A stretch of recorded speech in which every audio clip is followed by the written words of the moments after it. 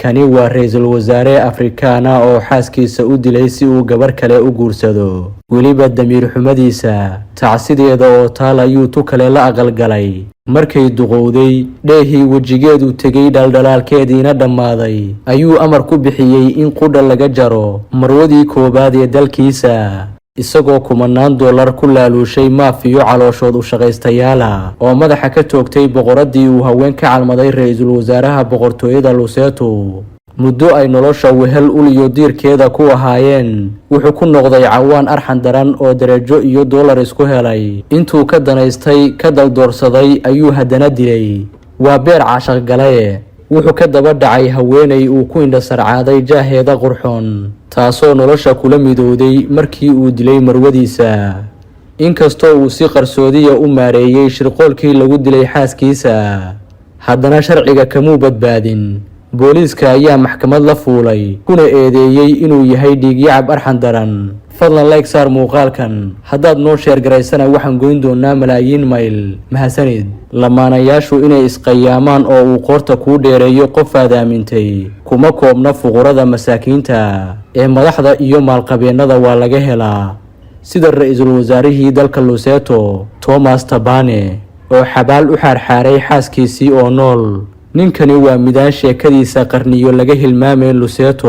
Lesotho waa dal yar oo boqortooyo ah buuraleeya haddana aan bad lahayn dadkiisa lagu qiyaaso 2 milyan iyo googo wuxuu daris iyo xuduud wadaag la yahay koonfur Afrika iyo Eswatini ra'iisul wasaare Thomas Thabane ayaa fadeexo iyo fadqalalo haraysay mustaqbalkiisa siyaasiga markii uu maleegay shirqoolkii lagu dilay xaaskiisii Lebalalo Thabane Lebalalo oo 58 sano jir ahayd saameyn weynna ku lahayd guulihii uu saygeedu siyaasadda ka gaaray kaasoo ay garab iyo gaashaan u ahayd muddo ka badan 30 sano ayaa sababsatay amarka ninkeeda waxaana lala fajacay sida uu ku soo dhammaaday waayahoodii quruxda badnaa ra'iisul wasaare Thomas Thabane iyo xaaskiisii Lebalalo Thabane waxa u dhaxeeyay muran ku saabsan kala tagooda oo gaaray heer ay maxkamad isla fuulaan ra'iisul wasaare Thabane ayaa la ogaaday in lacag gaaraysa $180,000 inuu maafiyada kooxda caanka ah ee faamo oo ku caan baxday rabshadaha iyo dilalka arxan darrada ee ka dhaca dalka Lesotho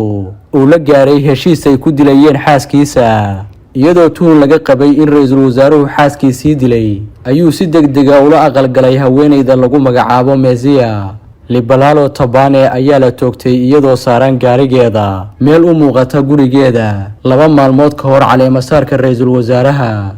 waxaana Thomas Thabane qudhiisa lagu soo oogay dacwadda dilka balse gaashaanka ayuu u daruuray inuu si uun ugu lug lahaa dilka xaaskiisa weliba isagoo sheegay inuu aad u jeclaa ilaa iyo haddana aysan ka go'in xasuustiisa xaaskiisa oo dhowr xabadood looga toogtay meel fog bartamaha caasimadda Lesotho ee Mazuru ayaa dilkeedu sababay qalalaase siyaasadeed waxaana ra'iisul wasaare Thomas Thabane oo ka dhaartay beeniyeyna inuu ku lug lahaa geerida xaaskiisa Lebalalo Thabane waxa lagu qasbay inuu xilka iska casilo balse qoyska ay ka soo jeedo xaaskiisii la dilay ayaa aaminsan in ninkani ka dambeeyay dilka gabadhooda waxaana weli gal dacwadeedkoodu ka furan yahay maxkamad ku taal caasimadda Mazuru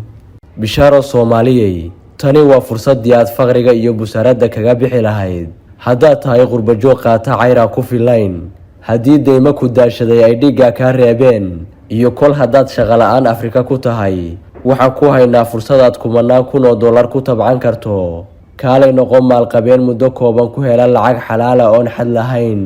shirkadda caalamiga ee Forever Living oo laga leeyahay waddanka Mareykanka waxay idin haysaa fursad ganacsi oo dahabi ah haddii aad joogto dalkeena hooyo ee Soomaaliya ganacsigan waxa ku bilaabi kartaa lacag ka yar $398 Mareykanka kol haddaad joogto wadamada qurbahana waxaad ku bilaabi kartaa dhaqaale aad u yar haddaba la xiriir manager Cusmaan oo ah ganacsade Soomaaliya oo 4 sano gudahood ku noqday hantiilaha ugu jeebka buuran shirkadda ganacsiga ee Forever Living manager Cusmaan wuxuu ka caawin doonaa sidii aad hadafkaaga iyo riyadaada ugu rumayn lahayd shirkadda Forever Living oo dad badan baraare iyo barwaaqo u horseeday haddaba kala xiriir WhatsApp number +1 41 65 79 80 53